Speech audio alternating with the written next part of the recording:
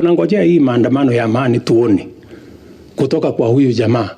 On Monday, the 20th day of March, businesses will not open in Nairobi. Monday, the 20th, is a working day.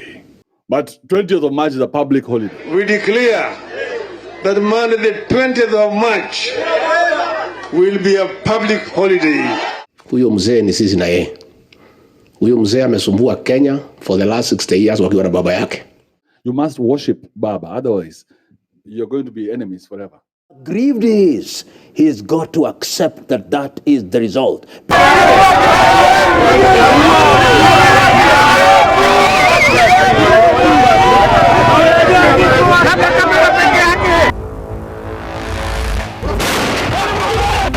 There's something I love here in Kenya. Democracy.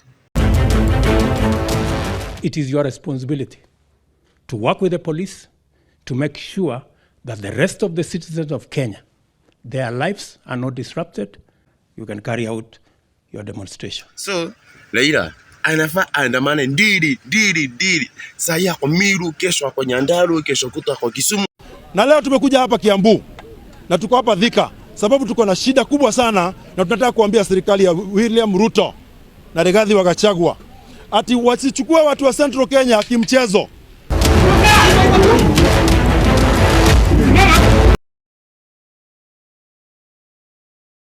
There is something I love here in Kenya. Democracy. The first thing we have to love in Kenya is democracy. Maisha imepanda skatai, kila kitu imepanda. Remember that we have democracy.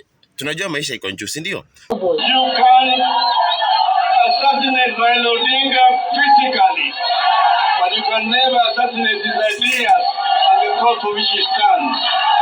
And I'll say that I am prepared to pay the ultimate price. President Ruto said his government will draw the line in the sand. You cannot continue for 50 years to blackmail the nation, to cause mayhem, to sell fear, to destroy property, to cause loss of life for 50 years, and you want us as a country to believe that you are not taking us for a ride, and you are not taking us for granted, and you are not insulting our collective intelligence as a nation. We have democracy, and that the first thing tunajivunia kama wa Kenya. Juu maisha imepanda, economy ni mbaya, hakuna pesa, wezi ndio wanakupora Kenya, but we have democracy. And that's why wanga nasema Raila have to kuandamana every day. Raila is supposed to kuandamana every day. Kwa nini? The first thing, Kenya iko na democracy. So we need that shit. We need to operate in there to remind our government. We need to remind our government to stay awake. 20th of March is a public holiday. And now, if you're a lawyer, is that okay for what Baba has done? Those lawyers who know the Constitution, can he declare a public holiday? That Monday, the 20th of March, will be a public holiday. On Monday, the 20th day of March, businesses will not open in Nairobi. Responsible businessmen will not come to town. In cities and towns across the Republic where Honorable Odinga has support, there will be no activity. Billions will be lost. Some people will be hurt. The country, as I said, is on tenterhooks. The question that I ask, if a mistake is made by one of the demonstrators or one of the security forces, then there is copycat revenge spread across the country. Can Mr. Odinga and his comrades in Azimio assure this country that they have control? They have promised peaceful demonstrations. I've heard some of their foot soldiers saying there is no peaceful demonstration. We need to remind our government to stay awake. Manzi, wa Kenya 47 wanakungoja.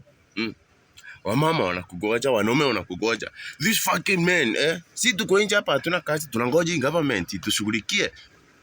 So the first thing you have to remind the boys in government is that Kenya is a democratic family. So Raila anafaa andamane ndiri. Saya kwa Miru, kesho ako Nyandarua, kesho kutwa kwa Kisumu, which I love in Kenya.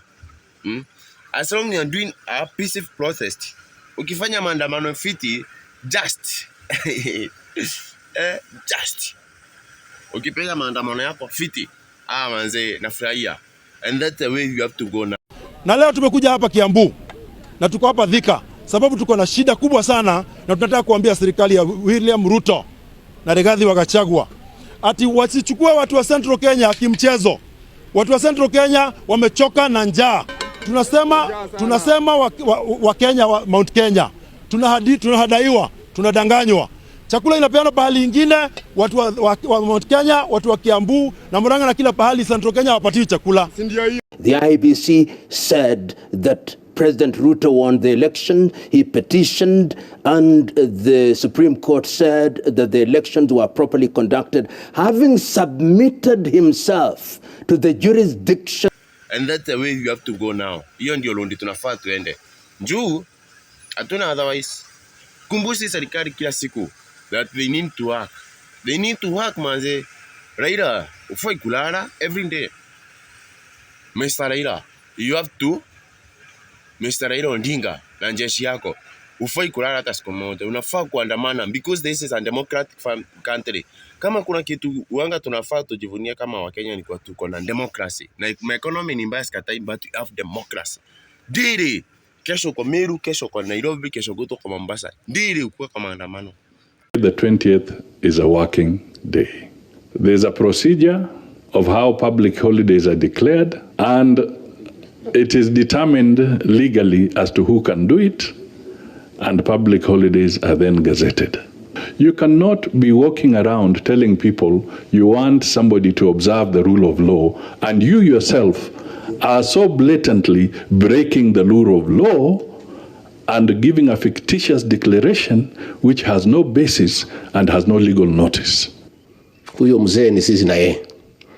Huyo mzee amesumbua Kenya for the last 60 years wakiwa na baba yake. Wakati ya kumalizana na hiyo mtu ni wakati huu. Na ataenda akiedanga. Kwa hivyo nyinyi msijali, sisi tufanye kazi na nyinyi muendelee na kazi. Use the ethnic tension and make everybody feel that they belong.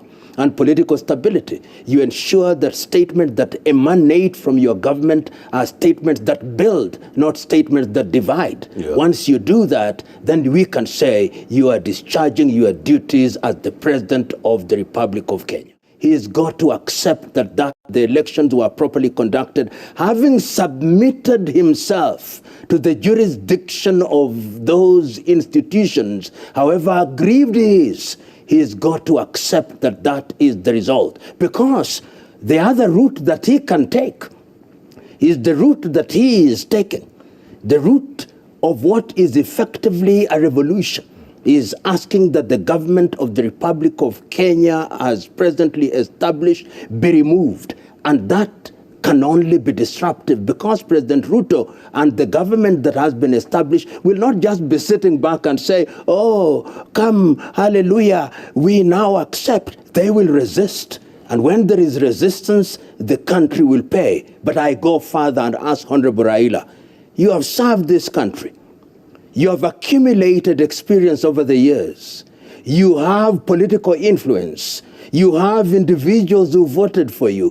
Why don't you use that capital, political, social capital, and use your members in parliament to address the issues that concern you? What are those issues? One, that the cost of living is rising to the detriment of Kenyans.